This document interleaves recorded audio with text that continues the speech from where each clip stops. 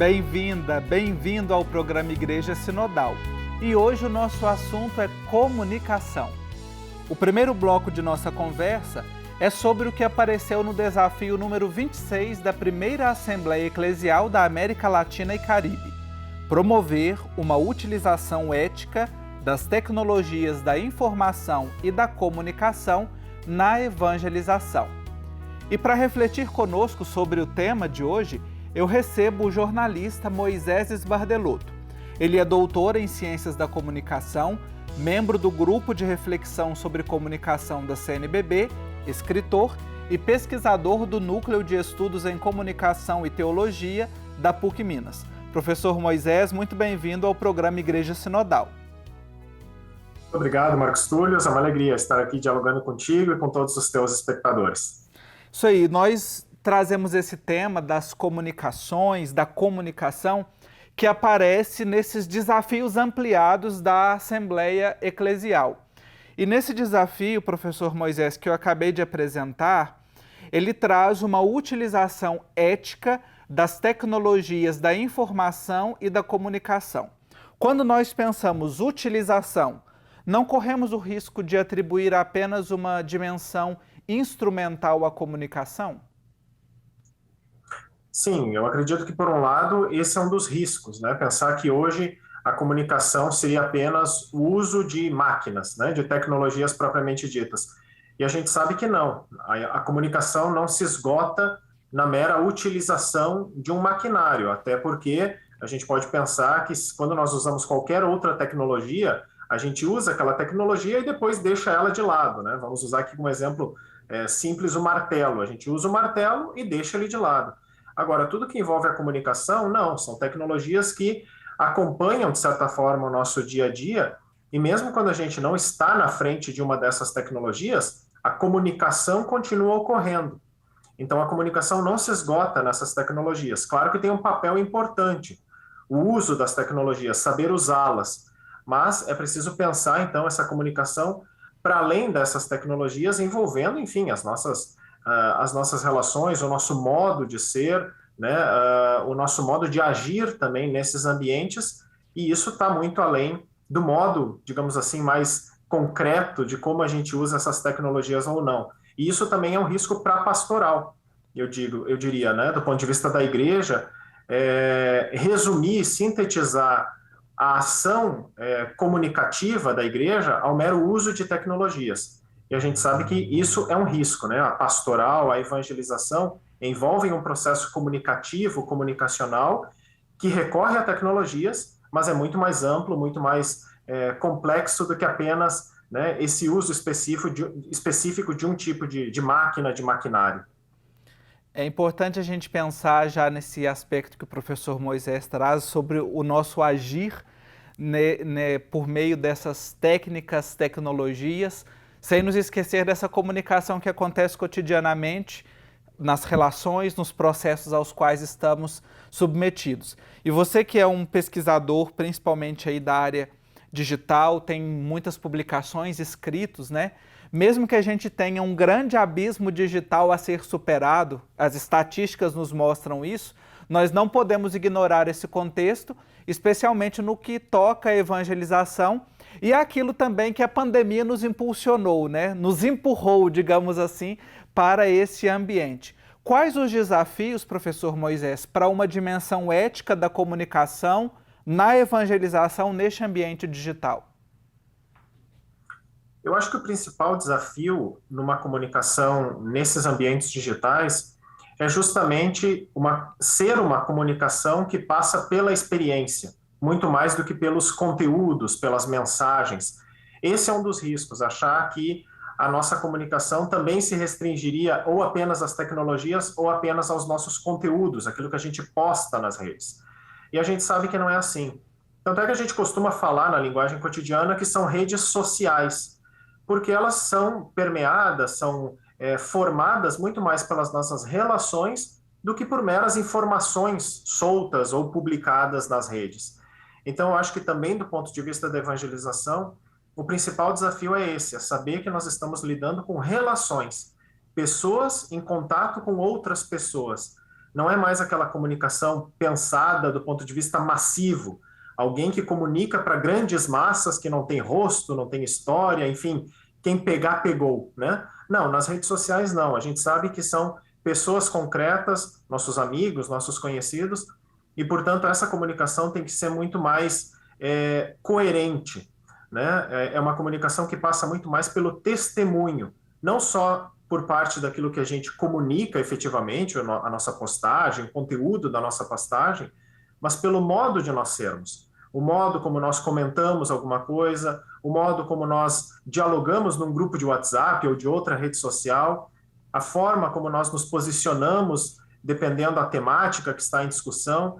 Então, quer dizer, passa muito mais por essa coerência de vida, pelo nosso testemunho, não só daquilo que a gente efetivamente diz e escreve nas redes, mas também pela nossa postura, pelo nosso testemunho de uma forma diferente de se comunicar também nesse ambiente digital. Eu acho que esse é o principal desafio, né? E é um desafio também que não vale só para as redes, mas para a nossa existência como um todo, né? Somos cristãos e a gente tem que testemunhar isso em qualquer ambiente que a gente esteja. Testemunho e coerência são duas palavras que eu considero também muito importantes para que a gente possa viver, habitar, né? É aquilo que os próprios papas, né? O Papa Bento XVI, o Papa Francisco posteriormente, vem nos chamando a atenção de que as redes não são apenas ferramentas ou instrumentos, mas elas são, de fato, ambiente, né? Formado por pessoas, uma rede sem fios, mas que conectam as pessoas.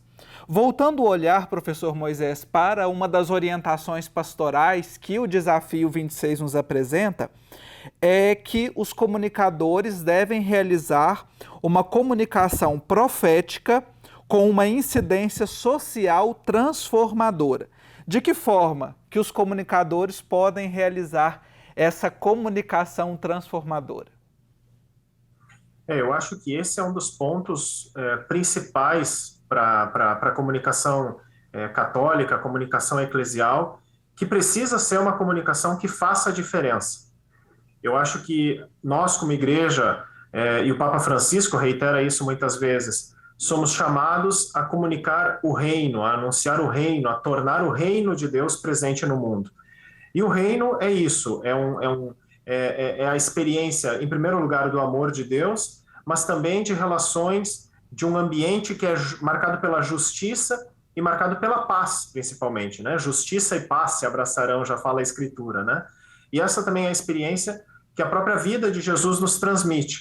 Alguém que viveu marcado pelo amor, mas que também tentava praticar a justiça e praticar a paz com as pessoas com as quais ele se encontrava. E esse tem que ser o anúncio também, eu acho, da igreja na comunicação social. E isso transforma a realidade. Então, acho que o primeiro ponto é que a comunicação eclesial ela tem que ser encarnada na realidade. Não pode ser uma comunicação que fica só falando dos anjos, falando de teologias, falando de ideias, que até podem ser importantes, mas tem que ser uma comunicação necessariamente marcada pelo chão de fábrica, vamos dizer assim. Até na mensagem do ano passado, do Dia Mundial das Comunicações Sociais, o Papa Francisco falava em gastar as solas dos sapatos. É isso, tem que ser uma comunicação embebida pela realidade, né? Com cheiro de ovelha, também diria o Papa Francisco, né? Com essas suas imagens muito fortes. E depois uma comunicação muito marcada, caracterizada pelo ensino social da igreja. A igreja, já diria São Paulo VI, é perita em humanidade, né? Tudo que diz respeito ao ser humano interessa à igreja. A igreja não escolhe temas, ela sabe dialogar sobre tudo que envolve o ser humano. E tem dois pilares aqui fundamentais para isso, que é a dignidade da pessoa humana e o bem comum, que marcam, digamos assim, de forma bastante clara, esse ensino social da igreja. Então, tudo aquilo que diz respeito à dignidade da pessoa humana tem que ser fortemente defendido também no campo da comunicação. E o bem comum, quer dizer, que todos tenham essa experiência de uma vida boa, de uma vida alegre, de uma vida feliz. E se algum dos nossos irmãos ou irmãs, sejam eles quem forem, não estiverem vivendo essa realidade, é papel da igreja de fazer essa denúncia profética, portanto, né? Naquilo também que o Papa Francisco sempre nos pede, de sermos uma igreja pobre e também com os pobres. E aqui eu acho que a comunicação tem um papel fundamental, especialmente na nossa realidade brasileira, latino-americana, né? Uma comunicação que saiba também compartilhar, né? Repercutir a voz, especialmente dessas pessoas mais fragilizadas da nossa sociedade. Estamos aí, então, refletindo sobre o desafio 26 da nossa Assembleia Eclesial, a primeira Assembleia Eclesial, promover uma utilização ética das tecnologias da informação e da comunicação na evangelização. Quero agradecer ao professor Moisés Esbardelotto, jornalista, doutor em Ciências da Comunicação, por apontar aqui algumas luzes para que a gente possa agir eticamente por meio do testemunho e da coerência nos ambientes comunicacionais. Obrigado, professor. Eu que agradeço. Nós teremos ainda a continuação da nossa conversa sobre comunicação. Não terminou aqui, não. No próximo bloco, nós vamos continuar a conversa com a professora, a pesquisadora Aline Amaro, no contexto do Dia Mundial das Comunicações Sociais. Escutar com o ouvido do coração, também nesse clima de igreja sinodal, de sínodo sobre sinodalidade. O intervalo é bem rapidinho, eu espero por você. Até já! Nós já voltamos com o Igreja Sinodal para continuar conversando sobre comunicação. Anualmente, desde o Concílio Vaticano II, celebra-se o Dia Mundial das Comunicações Sociais. Em 2022, a comemoração chega à sua 56ª edição. E o Papa Francisco, na mensagem dirigida aos comunicadores, ele propõe o tema Escutar com o ouvido do coração. E a nossa convidada para este bloco é a jornalista Aline Amaro. Ela é mestra e doutora em teologia. A Aline também é membro do grupo de reflexão sobre comunicação da CNBB, escritora e pesquisadora do Núcleo de Estudos em Comunicação e Teologia da PUC Minas. Professora Aline, bem-vinda ao nosso Igreja Sinodal. Olá a todos e a todas, é uma alegria fazer parte desse programa tão rico, tão importante, com temas tão interessantes para a igreja e para a sociedade. Pois bem, professora Aline, no primeiro bloco nós conversamos com o professor Moisés Esbardelotto, também membro do GRECOM, do Núcleo de Estudos em Comunicação e Teologia, sobre o desafio 26 da primeira Assembleia Eclesial. E agora a gente quer voltar o olhar para esta comemoração, mas dentro deste grande contexto que é o Sínodo sobre Sinodalidade, a qual o Papa Francisco convocou toda a Igreja. Nós temos ouvido constantemente falar no processo de escuta dentro desta caminhada sinodal. O que nós podemos fazer, não apenas nós comunicadores, mas acredito que a Igreja toda, para que esta escuta não se torne apenas uma ouvidoria? A gente pode dizer que o processo de escuta do povo de Deus, em primeiro lugar, é entender a Igreja como povo de Deus. É algo que o Papa Francisco, em todo o seu pontificado, que ano que vem vamos fazer 10 anos de Papa Francisco, ele enfatiza muito essa igreja que caminha, essa igreja que caminha junto. Então, esse povo que todo batizado é povo de Deus, todo batizado tem uma dignidade e tem um saber, tem uma experiência de Deus. Então, essa é a primeira parte desse entendimento, né? Não é uma simples ouvidoria, ouvir reclamações, ouvir sugestões, ouvir angústias, ouvir, enfim, aquilo que as pessoas gostariam de falar. Não é apenas esse processo de ouvir para vamos ver se resolvemos, né? Mas o próprio processo de escuta já é uma grande riqueza. E na mensagem do Dia Mundial das Comunicações desse ano, o Papa fala do apostolado da escuta. Então, o dom de escutar, ele é algo, até tem aquela expressão, nós somos ouvintes da palavra, a fé entra pelo ouvido. Então, a escuta é algo constituinte da igreja como povo de Deus, que caminha junto e peregrina nessa história e vai crescendo junto. Essa é a ideia de caminhar junto, crescer junto.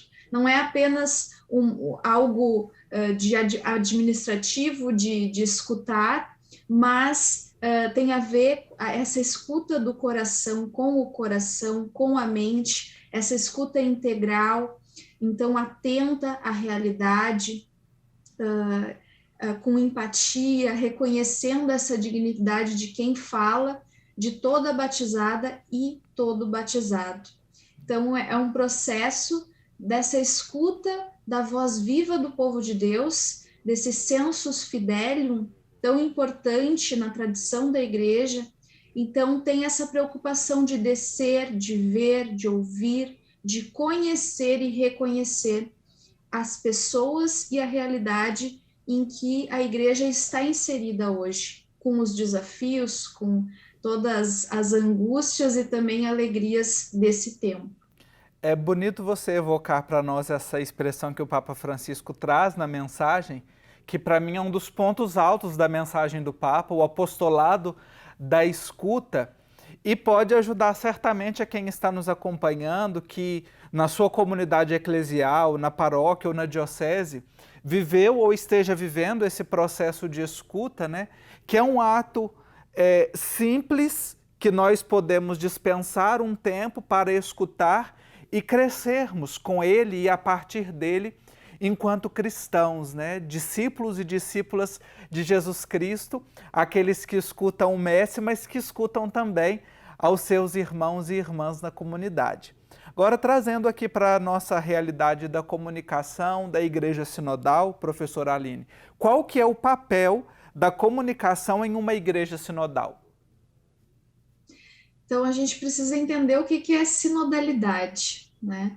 A sinodalidade não é apenas um slogan do Papa Francisco, né, que todo mundo agora está reproduzindo, mas é a proposta de um modo de ser e de agir. É um tipo de igreja, né? Uma igreja povo de Deus, né? Tem a ver com essa caminhada que vem desde o Concílio Vaticano II, na Lumen Gentium, que fala sobre a colegialidade.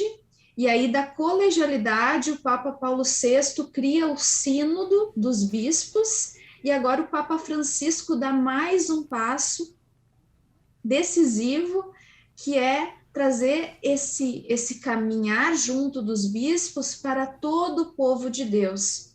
Então, é um processo vivo de comunicação, é um processo que tem a parte da escuta, a parte da fala, a parte da partilha, do pensar junto.